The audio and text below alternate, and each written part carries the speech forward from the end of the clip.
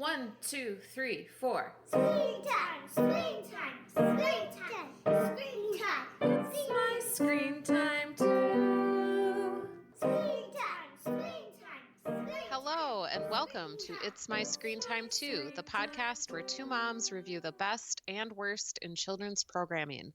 From Netflix reboots and YouTube shorts to Disney classics and Pixar blockbusters. We watch, you listen.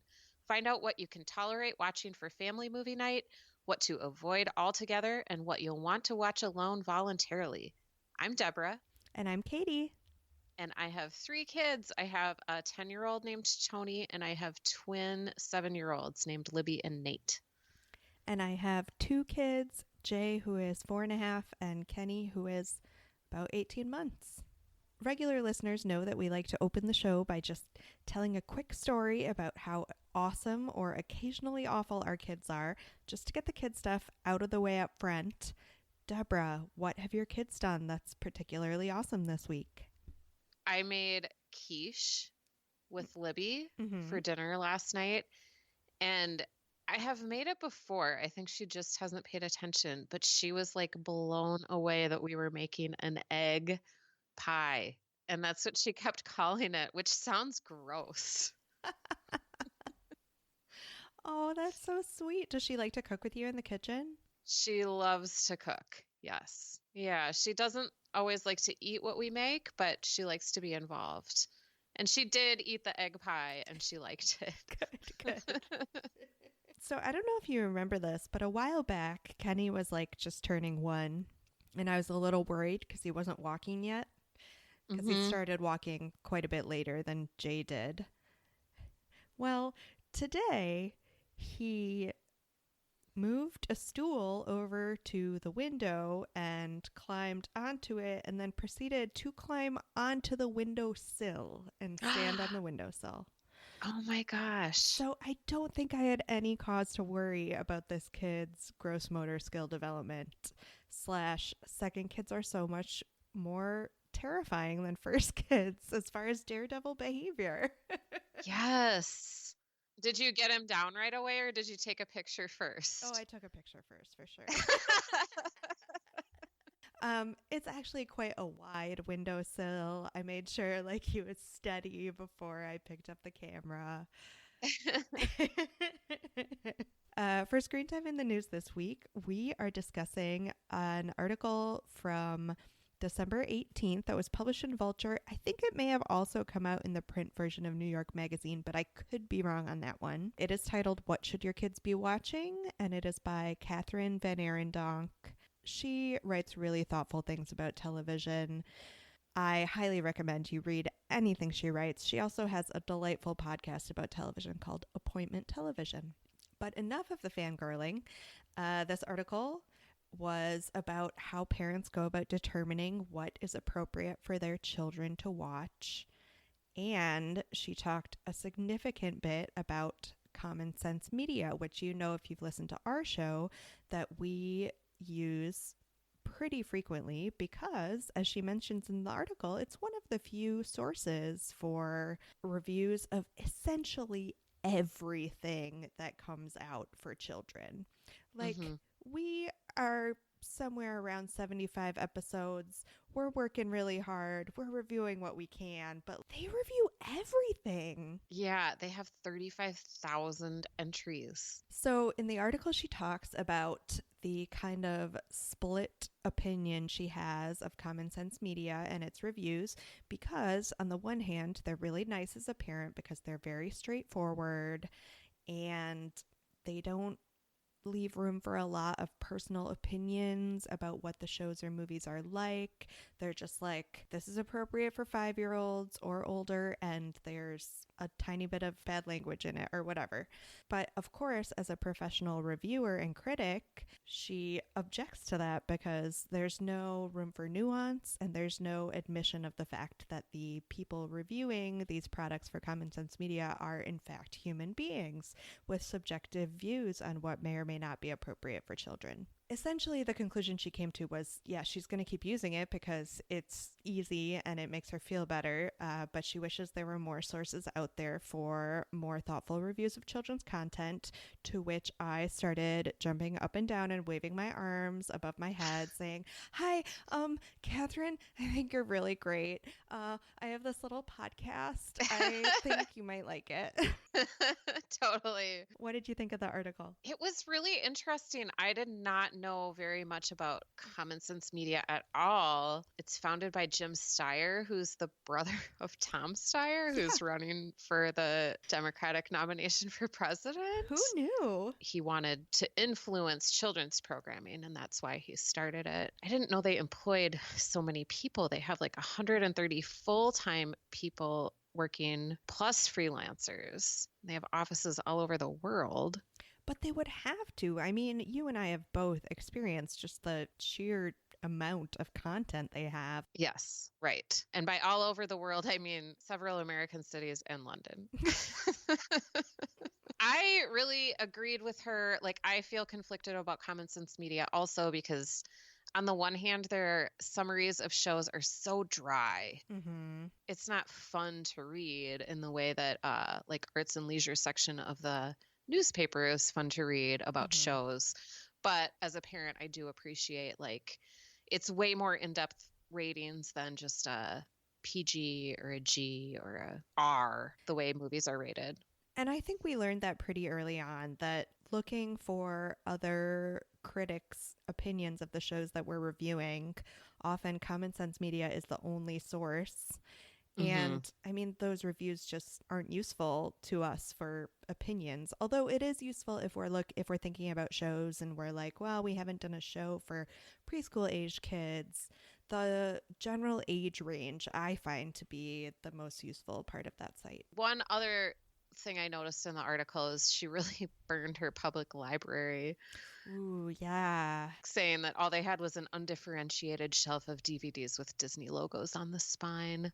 And the library wasn't doing a good job of guiding her to the appropriate first movie to show her 3-year-old daughter. How does your public library do it? The DVDs are sorted by like TV shows and movies. And I think in the movies, it's like comedies and dramas. So it's definitely not by age. Right. Same. Ours is the same. That's a totally good question for a children's librarian. We should do a little asking around. Listeners, if you are a children's librarian, or if you've had experience with your local library giving you advice as to what to watch with your kids, let us know. We're curious. So a little bit of follow-up from our last episode. It was the holiday season. Did you get to see any holiday movies in the theater? I saw Star Wars and Little Women too. I saw both of them. I did too. This never happens. I feel so au courant. Guess what? So Christmas Day, we went to see Star Wars in the evening as our family of 5. And then the next day, I went to see like a cheap movie theater had tickets to the Addams Family for like $2.50. So I went with Libby and Nate and my sister-in-law and her daughter. And then that evening, I went to see Little Women. So I saw 3 movies in the theater within 24 hours. Wow. I was really living my best life. Yeah, that sounds awesome. So what did you think of Star Wars? I think I am interested in Star Wars more than I am a fan of Star Wars. Mm-hmm. So I thought it was fine, as good as any Star Wars franchise installment is, but I'm far more interested in like the behind the scenes back and forth about like how the director of the second movie is hated by some, and so they had to bring the first guy back, and maybe he did good by the franchise, but maybe he just erased what the other guy did, and I want to read that behind the scenes book more so. Okay. I'm not a super fan, but everybody else in my family is. So I had some clarifying questions when it was done. My kids thought I was stupid. Oh, they used the S word on you. They didn't call me that. They were nice about it, but I could tell I was asking like pretty basic questions. Oh, man. But I really loved Little Women. What did you think of that? It was so good. And it was hard because I have a special place in my heart for both the book, which I read a ton of times growing up, and also the 1994 movie version. Yes, with Winona Ryder. So when I first heard that this was coming out, it just seemed like the vanity project of a hipster director. And now I just will eat all the humble pie because it was beautiful. It changed the story in ways that made it better. I loved everything about it. How about you? Yeah, I really, really enjoyed it. I thought it was perfect. At what age do you think you'll introduce Libby to Little Women? I'm not sure. Like, is that like later elementary school? Do you think? I guess I don't really remember. I mean, I know by the time the 94 movie came out, I had definitely already read the book. And Mm-hmm. I was like 11 or 12. Yeah, maybe more middle schoolish. I don't know. But regardless, it was great. I wholeheartedly recommend it to all grown-ups. I have no clue how old a kid should be to see it. Yeah, it is sad. So, I just started weeping like 15 minutes into the movie and did not stop until it was over. oh, I saw it with two girlfriends and they were quite worried about me. oh. So, today's topic, The Bravest Knight, is what we're talking about. It is a Hulu show. It premiered in 2019. There are 13 episodes out right now. It's about a 10-year-old named Nia who is learning how to be a knight from her adoptive dads. Cedric is a knight himself, and her other dad is Prince Andrew. And the show features flashbacks to Cedric's childhood when he was a pumpkin farmer trying to become a knight. It's based on the 2014 book called The Bravest Knight Who Ever Lived by Daniel Errico, illustrated by Shiloh Penfield. It's made by Hulu, and it has a really star-studded voice cast. T.R. Knight is Cedric. He played George on Grey's Anatomy back in the day. And then Wilson Cruz plays Prince Andrew. He was Ricky from My So-Called Life from way, way back in the day. I know, such a nostalgic cast. Yeah, I loved it. Anyway, why did we pick it? We read last year in a Screen Time in the News segment, What Do We Tell the Kids? Children's TV Struggles with LGBTQ Characters. And this show looked really good because we love representation in kids' shows. And Katie is a self-described Ren Fair fan. And how could we not watch it? It's got knights and dragons and all that fun Middle Ages stuff. I mean, have we done Knights and Dragons since we covered Night Squad a million years ago? That's the only one I can think of. Oh my gosh, about time, clearly. So we started with episode 1, Cedric and the Troll. We also watched episodes 7 and 13, Cedric and the Wizard and Grunt in the Bridge. So we'll go through the episodes one by one and then move on to our more general thoughts. Katie, take us away. Okay, so in Cedric and the Troll, we're introduced to Nia and her dad, Cedric, who explains to Nia that, well, he's in the process of training his daughter, Nia, to become a knight. They call knights in training not yet knights.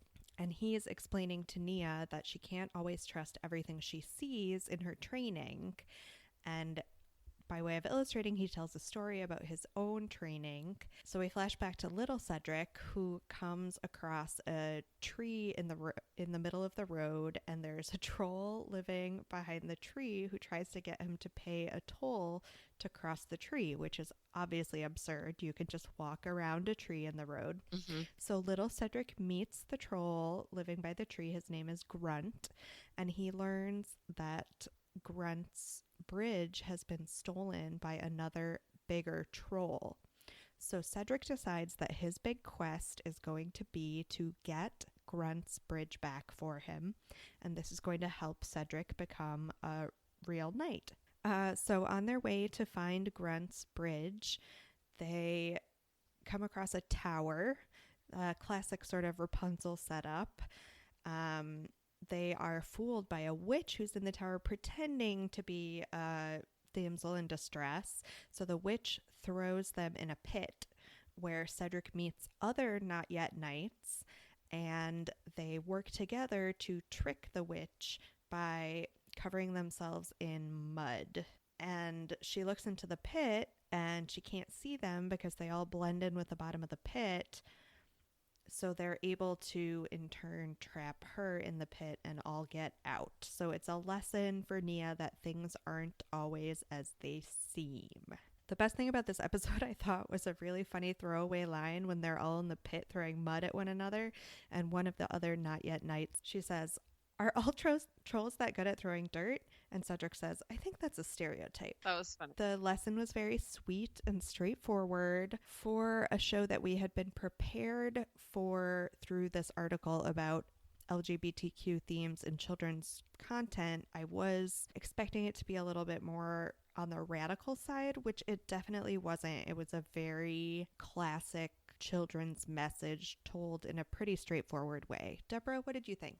I liked it. Yes, I was also expecting the two dads to be like more of a big deal, but it's just how Nia's family is, and they don't really explain it or explain why it's different or anything. It's just a fact, which I appreciated. I thought there were some funny moments in this episode, like Grunt, the troll, can't find his bridge, and they get to like this intersection where there's a pole with like arrows pointing in different ways to a signpost, yes, pointing to different places, and then they don't know which way to go, and then Grunt like hits the signpost and all the arrows like switch to different places, which gave me like a panicky feeling inside, like, how are they going to find anything? How are they going to get home?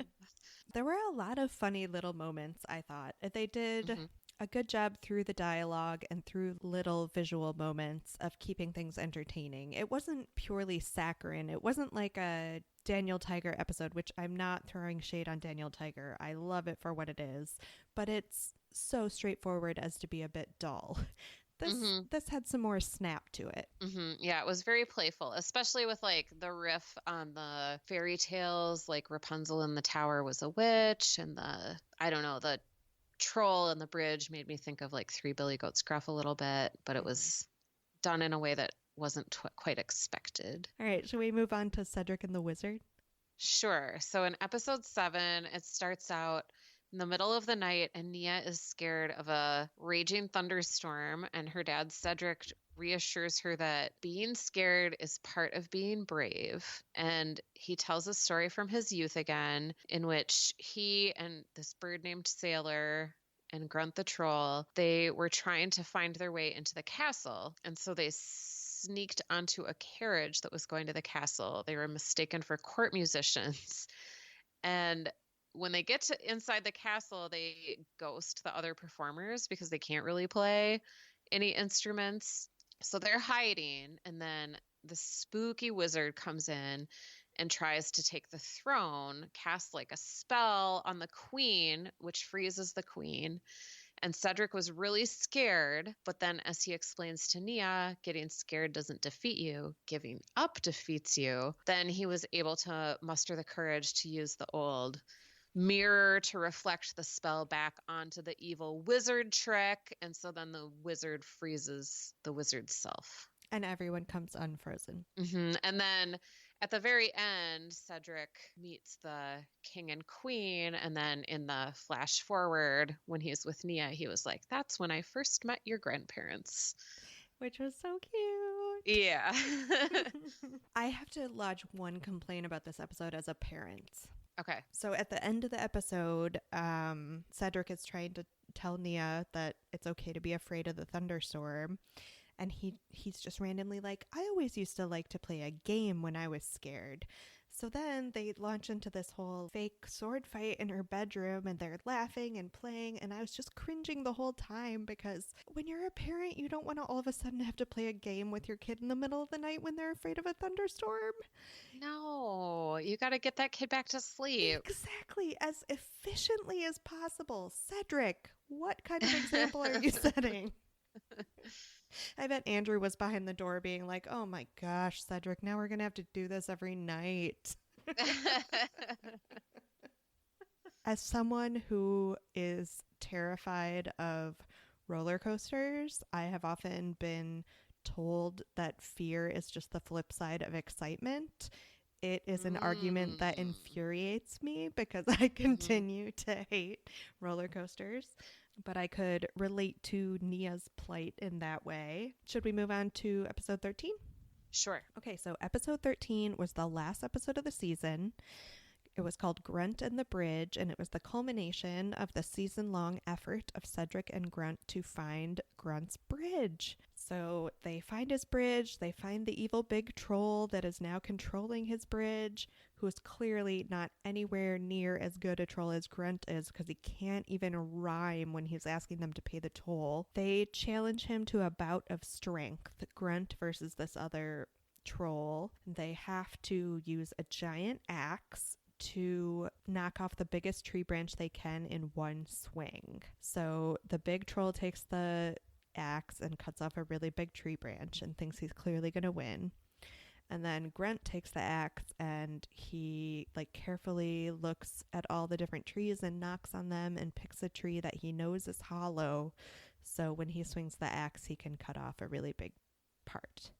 So they get Grunt's bridge back, and Cedric is then worried about losing his friend, obviously, because they've been together for the whole season. But Grunt decides that he would rather go with Cedric and continue his not yet knight adventures, because the lesson of the episode is that it is, in fact, about the journey and not the destination. Deborah, what did you think of this episode? This is my least favorite lesson or moral to a story. I hate it when people are like, oh, it's not the destination, it's the journey that's important. It's not that I'm like a super goal-oriented person or anything. I just feel like it's a consolation prize for when things don't turn out the way you wanted them to. Otherwise, I thought it was fine, cute. I wonder if in any of the episodes we didn't watch, if we find out how Cedric and Prince Andrew actually meet, because I would really like to see their meet cute. Yeah, and that was, you brought up earlier that normalization is another important path forward in representation. So the fact that they've chosen not to foreground the relationship between Andrew and Cedric is a valid choice, obviously. But as a dyed-in-the-wool shipper, yeah, I just want to see all the details. Yes. So the evil troll is bragging about how he stole the bridge from Grunt, and he goes, and I tore your accent rug in half. And that was like his big mocking point. And Grunt was so angry about the accent rug that later when he gets the bridge back and you see them in his little hut, you see the accent rug and it's sewn together. It was just such a nice little touch. Yeah, there are definitely clever writers on this show. Should we move on to our more general thoughts? Yes. What did you think about the concept in terms of preschool shows are sometimes hard for grown-ups to watch because they're awfully simplistic sometimes. So was there enough to entertain you, did you think? Certainly compared to a lot of other preschool shows we've watched. As I've mentioned, I liked the episodes enough to pick out individual lines that I thought were funny. I thought the fact that they chose to include nostalgic actors from like the early aughts or the mid 90s, that felt like clearly a touch that was put in there for the adults. I felt like there was enough there for me to attach to. Clearly the plot was simplistic, the lessons were very well spelled out, there was never any question as to what was going to happen, but I found it to be entertaining enough on an adult level. How about you? Yeah, I thought that the characters were not as like just one-dimensional as sometimes they are in preschool shows. I thought they were likable and interesting, and I wanted to find out what was going to happen to them. And I also liked the way it was framed, with starting with Nia and Cedric usually at the beginning of the show, and then the flashback to Cedric's youth. That worked well for me.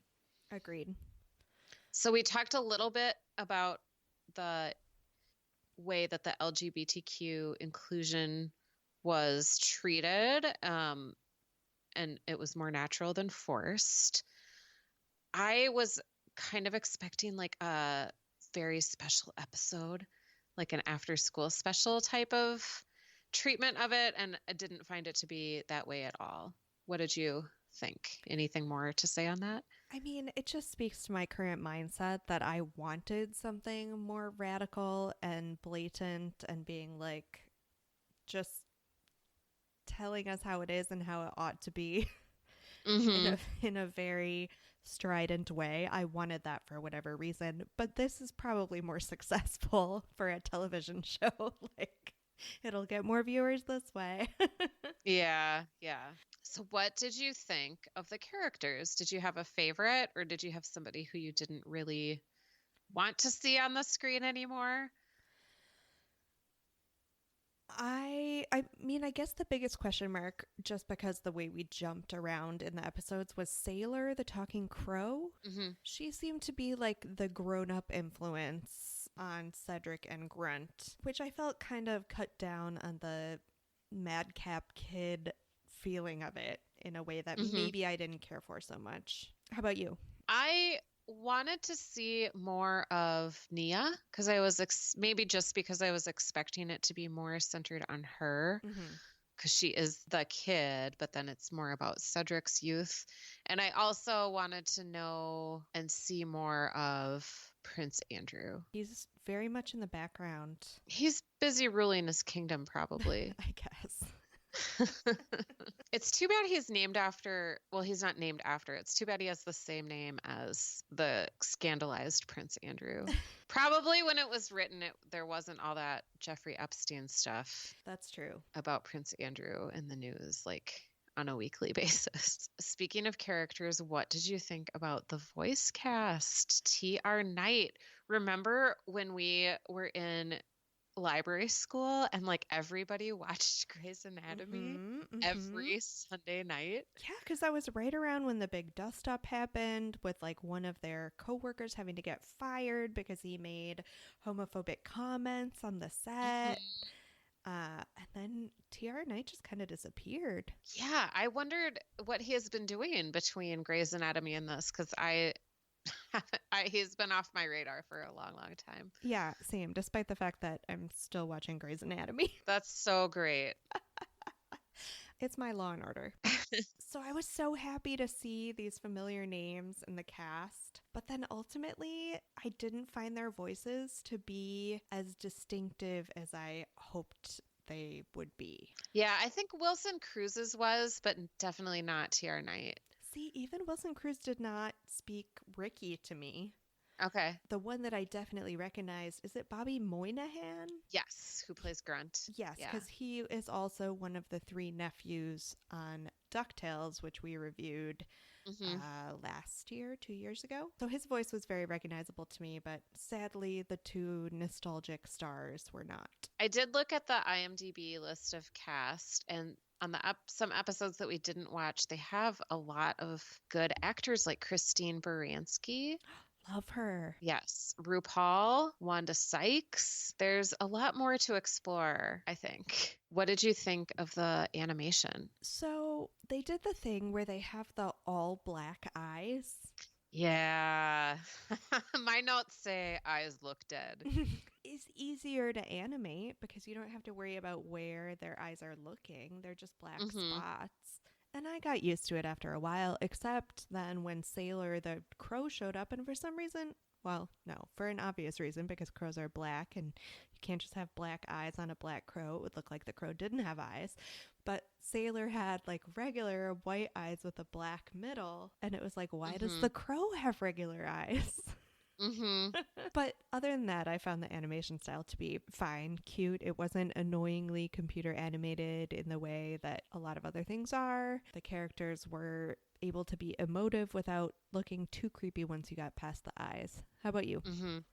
Same notes as you. It reminded me of Scooby-Doo, like the old Scooby-Doo. And I wonder if that's because the eyes are black on those characters. Are they? I would have to look it up. I know. I'm thinking, like, I think Shaggy, definitely. I'm totally looking it up as we're talking. But I thought that the scenery animation was really good. And like like you said, not so blatantly CGI that sometimes I'll just write off a show because I don't like how it's computer generated. And I feel like that's generational on our part, and Mm-hmm. that is something that we Definitely. just have to get over. So I'll tell you what, listeners, if there is a show that you think could convert us, that like is so good that we won't mind how obviously CGI the animation is, let us know because we will happily review it. We would love to be proved wrong. So what are you finding on Google Images for Scooby-Doo? Shaggy and Fred, and now I'm going to forget which girl is which. Velma is the one with the glasses, right? Mm-hmm. It appears that they just have black eyes, but Daphne has real eyes, as does Scooby. That's so weird. Yes. Why wouldn't they all be the same? I don't know anything about animation, clearly. Okay, yeah, so Cedric in some ways kind of reminded me of Shaggy. That makes sense. Moving on to what adult movie or show were you able to compare The Bravest Knight to? Oh, actually, before we move on, I wanted to ask you what you thought of the music. I thought it was fine. I really liked the theme song. And then at the end in the credits, there's like, it sounds very Rufus Wainwright. It's like a very maudlin, like emo song that I really like. Like, I would just listen to that.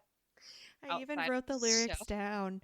Bravest thing I'll ever do is being true. But it's good in a like a just cheesy cry in a dark room kind of way. Yeah, it was sweet. I was just curious about your thoughts on that. Okay, adult movie or TV show. I immediately thought of How I Met Your Mother because of the framing device.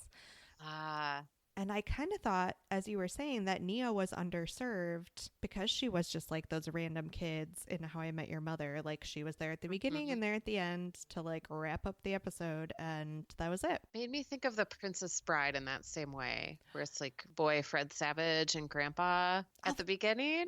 Although I feel like Boy Fred Savage and Grandpa are like still such an integral part of the movie to me in a way that Nia unfortunately was not. But maybe that would be different if we watched the whole season. I don't know. So are you too young to have watched My Two Dads? No.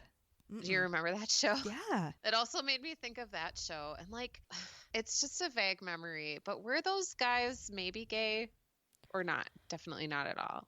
Were they like friends? I have no memory of how the conceit worked, but I feel certain that it being the late 80s, very early 90s, they probably worked really hard to come up with some explanation that allowed both characters to be like, listen, just so you know, I'm clearly not gay. Because of the time it was and the way that primetime television operated / operates. Yeah. Okay. And also for my book club, like in the fall, we read this book called Red, White, and Royal Blue by Casey McQuiston. Did I tell you about that? It's really, really a fun read. It's like a pink cover, lighthearted romance book about the first son, like the son of the president of the United States, who meets like the Prince Harry equivalent. And then they have like this secret romance that goes public. It's a really fun read. That made me think of like just wanting more as an adult of the Cedric Prince Andrew backstory. Definitely. So were you able to cast the gritty HBO reboot? I only cast one character, but I think the person I cast could carry the show no matter who played every other role. Okay. I just want Grunt, played by Ian McShane. I don't know who that is. I'm sorry. I was looking for this big, that's the best thing I ever. know. I'm sorry. Did you ever watch Deadwood? Oh, No. like a couple episodes here Okay. and there. Have you watched the new-ish show American Gods? No. All right, so Ian McShane is fairly known for being quite foul-mouthed and ornery. And I just think the idea of like a sidekick troll that is a foul-mouthed, ornery old man is quite clever. So I'm patting myself on the back for that one. I'm looking at his face. I can definitely see that. I do not recognize him from anything. We like totally different shows sometimes. That's true. That's very true. Okay, so I wanted like the female mirror image of this show. So I want, in the gritty HBO reboot, I want Anne Hathaway and Kerry Washington to play two royal moms who tell nostalgic stories about their youths to their preteen daughter who's learning how to become a modern royal. I like it. I think Anne Hathaway is unfairly maligned, and I would like to see her in something good. I just thought of her because of the Princess Diaries. I love that movie. Yeah, totally. It's super problematic, but I can't help from loving it. I can't help but love it. Yeah. So, was it better when we were kids? I was trying to think of like other sort of knights and dragons shows, and for the life of me, I feel like our Saturday morning cartoons were way too dominated by like Mr. T and other actual people who somehow had animated series based on them. Mm-hmm. So I couldn't think of a good fantasy equivalent. Could you? I mean, I kind of thought of the Never-Ending Story. Oh yeah. And I mean, again, The Princess Bride, but those are movies, not shows, and not really for preschoolers. So I'm gonna have to say no, it was not better when we were kids. I thought this show was pretty good. Although, for the record, in my humble opinion, the original Neverending Story and The Princess Bride are unassailable as properties, and they are great. And no matter how many shows we review, I will never say that anything is better than them. Okay. Would you ever watch this alone voluntarily? No, but it was so sweet and gentle, and the lessons were so well phrased that I mean, I would happily watch it with either of my kids. So the fact that I wouldn't watch it alone voluntarily doesn't speak to the fact that I didn't like it. You know, the ones that I want to watch voluntarily after the fact are the ones with serialized plots, and you just don't get that with preschool shows. Right. Yeah, I am not going to watch this alone voluntarily because I have not watched Hulu in a really long time, and we're paying for it, which Jeremy reminds me like monthly. And I realize there's so many things I want to watch on Hulu. I haven't even watched The Handmaid's Tale yet, or the Wu-Tang origin story. You were so excited about that one. I know. So I've got a lot of Hulu catching up to do. And I mean, I'm not going to watch this alone. So 10 seconds on whether this is good for our kids? I think it's totally fine unless you want your kids thinking you should play like sword fight games with them in the middle of a thunderstorm in the night. I would skip that episode. Yeah. Yeah. What did you think? I mean, your kids are probably too old for it, right? I don't see Tony or Nate getting into this at all, but they've never been into like knights and that kind of show. Libby would probably watch it, but there's a lot of other things that she would probably rather watch. I would love to get my boys into it. I just think it might be a little too, and this is a horrible word to say, but it's the best one I can reach for it, like gentle. There's not a lot of action. I mean, it is a show about knights. And it's very dialogue heavy if your kids like to watch like chase scenes or fight scenes and stuff. Exactly. And not even speaking about the violence component, it's just such a mellow show. So if you have kids that need a little bit more stimulation, it might not go off so well.